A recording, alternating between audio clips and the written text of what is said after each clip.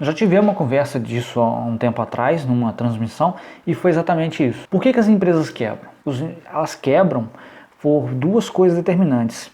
As decisões que o empresário toma e a falta de tomar decisão, ou seja, coisas que ele precisava decidir, ele não decide, e com o passar do tempo isso traz um resultado muito negativo para o negócio. Vamos lá. O que seriam as decisões que o empresário toma e que isso pode impactar negativamente o negócio e fazer com que ele feche? O empresário, para ele abrir uma empresa, ele tem que tomar uma série de decisões.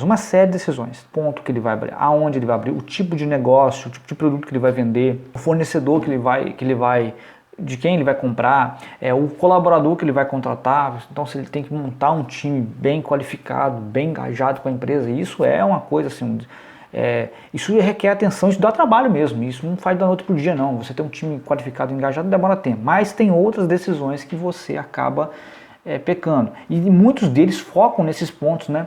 O tipo de ponto que vai abrir, o tipo de produto, o capital de giro que tem que formar, isso são coisas importantíssimas, mas existem fatores além disso que você precisam ser pensados, porque senão isso pode acabar impactando negativamente o negócio. Nós vamos falar sobre eles, e uma deles, por exemplo, se refere àquelas empresas que estão em crescimento. Olha só, empresas que estão em crescimento, mas que estão enfrentando uma grande dificuldade de ter performance por alguns fatores. Aí primeiro a gente começa. Quando a empresa era pequena, né, você contrata lá você tem que adequar as despesas dessa empresa à realidade dela. Ela é pequena, o faturamento pequeno, despesa tem que ser pequena, despesa fixa tem que ser pequena. Então, você provavelmente tinha lá um sistema que ele era um sistema muito mais simples, muito básico, mas para você tirar uma nota fiscal, às vezes nem tinha um sistema para tirar nota, às vezes era aquele bloco de nota fiscal grandão, todo carbonado, você tinha que abrir e tirar nota fiscal. O controle financeiro, o controle de estoque, tudo feito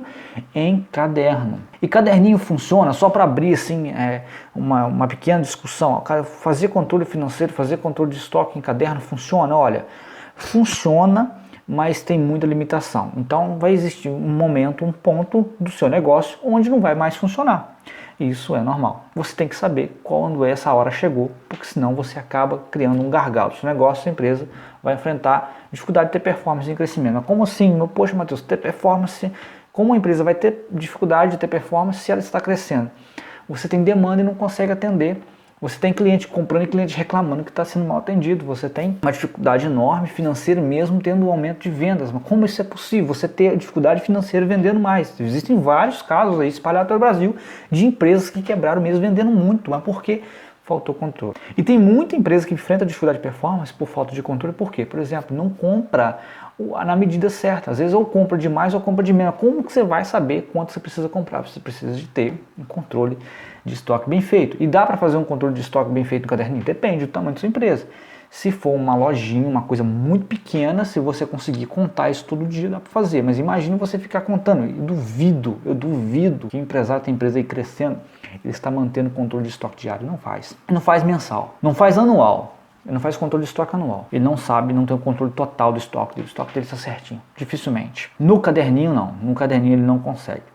Então o caderninho não funciona, Matheus? Ele vai funcionar, mas para o primeiro estágio da empresa, mas você precisa investir em ferramentas. Não dá para hoje você pensar em uma empresa que não tem uma boa ferramenta, que é um sistema para você poder gerenciar os números da sua empresa. Pensa bem, você tem aquele bloco para tirar nota fiscal. O cliente entra para comprar. Você tem que abrir o bloco e lá, aquelas vias carbonadas, tem bloco, tem 3, tem bloco, tem 4, tem estado que nem tem bloco mais, nem não permite isso mais, mas tem que ficar lá tirando aquela notinha à mão. Destacar algumas vias, uma entrega para o cliente. Pronto.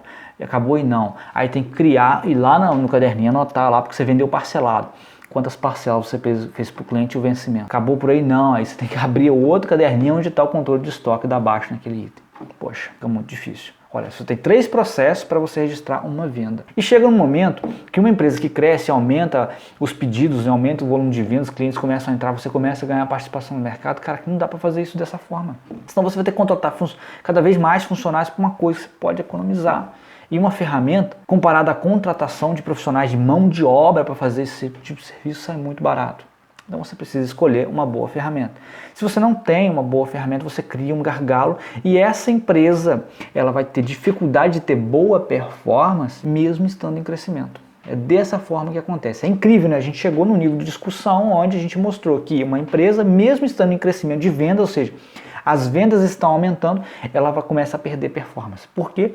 Ela não está bem estruturada. O empresário, ele não tem ferramentas que permitam que ele consiga controlar essa empresa. Então ele vai perdendo performance. É como você pensar, por exemplo, num caminhãozinho. O caminhãozinho, quando ele está leve, quando ele está descarregado, o que acontece com esse caminhão? Ele consegue viajar mais rápido, ele faz o tempo de viagem, o tempo de percurso dele menor, ele se desgasta menos para subir uma serra, ele força menos o motor para subir uma serra, ele gasta menos freio para descer uma serra, tem menos risco tanto para o veículo quanto para o motorista, para quem está dentro daquele caminhão. Agora, quando ele está carregado, é bem diferente. Ele gasta mais tempo para fazer o mesmo percurso. Ele vai exigir mais o motor para subir uma serra, vai ter que ser muito lento. Para descer uma serra, gastar mais freio, vai ter que oferecer mais risco. Então, por que eu estou colocando o exemplo do caminhãozinho aqui? Quando você não coloca uma ferramenta boa na tua empresa, você coloca uma tonelada a mais na caçamba do caminhãozinho. Aí vai vir um concorrente seu que vai estar com a caçamba vazia e vai te passar. Mas por quê? Porque ele está com mais performance que você, é normal. Então você vai perder a oportunidade de participação no mercado,